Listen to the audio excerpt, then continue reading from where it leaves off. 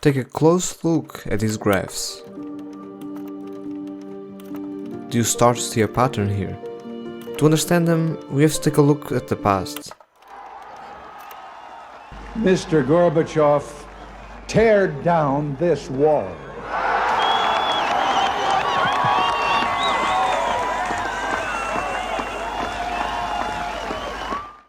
No, I'm not talking about the hundreds of kingdoms that formed the German Empire, the kings and the queens. That is too far back. Things today are barely even influenced by the identity of those realms. But if we move the timeline a little bit further, the history of these lands reveal a story very different from its past. A history with troubled minds, bloody hands, and a lot of suffering from the people. To better understand these graphs, we have to move past the events of World War I, the aftermath of the conflict with the Treaty of Versailles, and consequently the infamous World War II, to the date of 8th of May of 1945, the day when Allied powers, together with the mighty Soviet Union, defeated Nazi Germany and started the process of division. As you can see, the USSR was clearly the first one to win the race to Berlin, and they didn't stop there, taking further territory past the capital. They kept going and going up until they reached the Allied troops, to the point where Germany was looking like this, and Europe was looking like this. A clear separation from east to west, from communism to capitalism. This time, famously known as the post-war era, was a period of distrust. Both the Allies and the USSR didn't really like each other. They just briefly got along because they had a common enemy. In the early stages of the war, Joseph Stalin even sided with the other side, agreeing on the mutual division of Poland's territory and its people. But it all ended after the famous Winter Treason. History taught us many things, but most importantly, never to invade Russia during the winter. Now back to Germany. Not only was the country divided between the global powers, but also the city itself.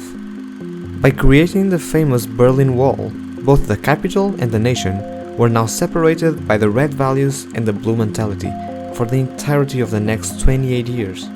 This had a great impact on the population, and the results can still be seen to this day.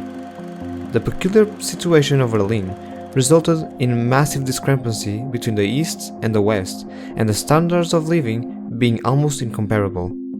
This has led to a massive migration of people from the red side to the blue side, and that's why the wall was created.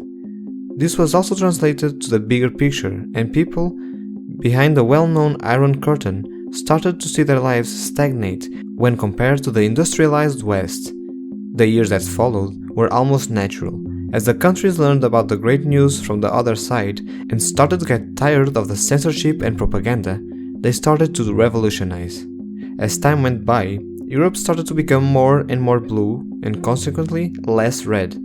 One fact that portrays this very well is the NATO expansion to the east, and this is the same reason why we see what is happening to Ukraine right now. But even though the wall fell on November 9th of 1989, and more than 30 years have elapsed, the results are staggering. At a glance, it seems that if the country is more united than some nations that were never split. But numbers and images illustrating differences in lifestyles and problems between the East and the West Germans tell a different story. While 75% of Germans who live in the East said they consider the country's reunification a success in a recent survey, only half of the Western Germans agreed. And that's not only the distinction indicating that the separation of the past prevails today. This photo was taken by astronaut Andrei Kuipers from the International Space Station in 2012. It shows one division of Berlin. While the yellow lights are in the East Berlin, the blue parts mark the western part. Daniela Augenstein, a spokeswoman for Berlin's Department of Urban Development, explained that each side historically used different streetlights. The lights themselves reflect another difference. The street lamps used in West Germany were much more environmentally friendly, reflecting the emergence of Western German environmental civil movement in the 1970s and 1980s. At the time, East Germany was still heavily polluting and heavily reliant on coal. Today, East Germany is the heart of the country's renewable energy transformation, but viewed from space, the historic differences still define Berlin's nightly appearance. After the fall of the Berlin Wall, formerly communist East German companies and factories suddenly had to compete with their much more efficient Western counterparts. Capitalism came too fast. Many East Germany companies went bankrupt and some regions never recovered from the shock. Until today, income levels are much lower in the East than in the West. The area occupied by former East Germany has a much smaller population than the former West, about 16 million people compared with 67. But this productivity is still lower even when adjusted to the population difference. People in the former East earn only 80% of the after-tax income of their West German counterparts, and the average unemployment rate there in late 2019 was 6.9% compared to 4.8% in the former West. Another very interesting graph that I found was this one, which raises the question, why did right-wing politicians prosper in the once communist East? Well, the explanation is complex, but scientists often attribute it to a mixture of anti-leftist worldviews after the wall fell and the economic downturn in the East. Many people were disillusioned by Western capitalism, but few wanted a return to communism. Right-wing politicians were quick to fill the void. The great majority of East Germans, of course, are welcoming, but the sense of division between the former East and West still remains when it comes to politics. Attitudes towards the EU, for example, are different, and although Germans are generally pro-European Union, the share of adults who have a favorable view of the EU is higher in the former West. So is their general sense of optimism about the future. Those living in the former East today are indeed more likely than their Western counterparts to have an unfavorable view of Muslims, 36% versus 22%, and about twice as likely to have an unfavorable view of Jews, 12% versus 5%.